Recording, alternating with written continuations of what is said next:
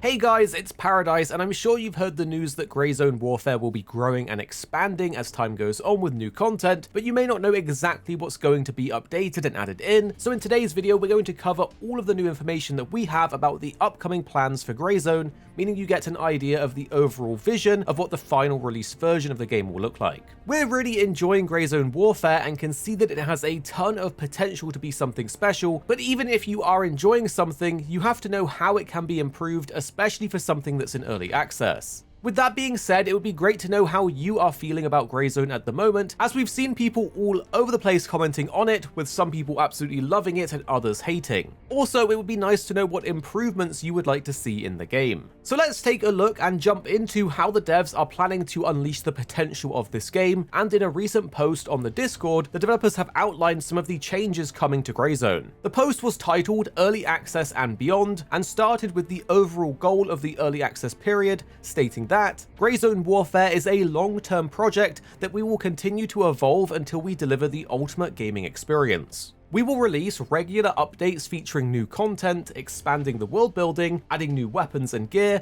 unveiling new quests and environmental storytelling, as well as optimizing and fixing bugs before concluding the early access phase. The approximate timeline may span several years depending on community feedback and the fulfillment of our shared vision. It is of course nice to hear that new content is on the way and that they will be taking their time to ensure that they release the game that meets their vision. Personally, we do prefer it when a developer states that they're releasing a game into early access and that they plan to work on it over time, rather than a situation like some recent AAA game releases, which hit the market in a fully balked and near unplayable state. At least this way you know what you're getting into an early access title and you're prepared for it. Along with their overall vision for the game, they released a list of upcoming changes that they want to implement. The first points on the list are related to the map and expanding the playable content inside of it, and the developers are wanting to refine the map, as it says, a complete map featuring all locations and diverse biomes. After this, they mentioned the hazardous Ground Zero area with endgame enemies and new storylines. It's going to be really interesting to see what they mean by these new biomes, as it is lacking a little bit in that variety at the moment, as having explorable mountains, deserts, urban landscapes and more would be really cool to see and add that variety.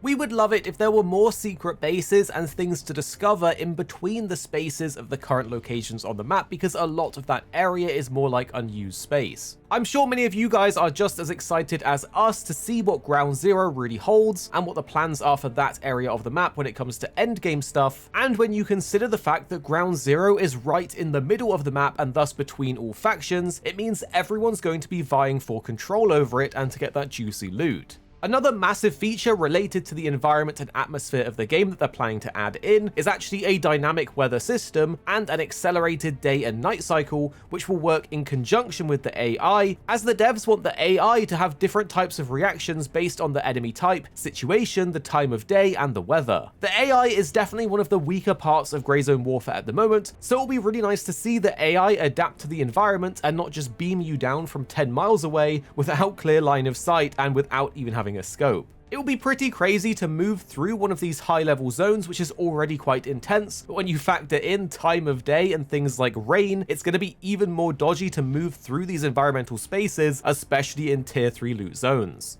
The factions are another aspect of Greyzone Warfare that really make it unique, and leads to some fun interactions where you meet new friendly players out in the world or enemies from other factions. This system generally makes the whole game feel more dynamic and alive, and the devs are planning to expand on it by adding the following features. There'll be faction-based AI with their own agenda involving quests, patrolling, scavenging, and even attacking others. There's also going to be faction progression systems and diverse reputations. This does sound pretty awesome, and it's exciting to see that there will be differences between the factions that you actually pick, and then that will have an impact in the game. We do wonder if this will have an effect on what weapons and items you can get depending on what faction you play, as having really impactful and gameplay changing elements to this faction system will really create a sense of loyalty to your faction, similar to how people love to bang on about how they love the Horde or the Alliance from World of Warcraft. We also think adding in new faction-specific quests will help alleviate another big issue that there currently is, which is the lack of variety in the tasks currently in-game. It's always collect something or take out 20 enemies in a certain place, and after a while, that does get a bit stale. We think it would be amazing to see some PvP-focused objectives along with more faction-exclusive missions. But for those of you looking for more survival style mechanics to be added in, it looks like this is at the top of the agenda for Madfinger Games, as they've actually listed the following new features that will be coming or improved on as part of their bigger vision. There'll be resource intensive and survival focused crafting, enhanced weapon customizations, fully customizable gear,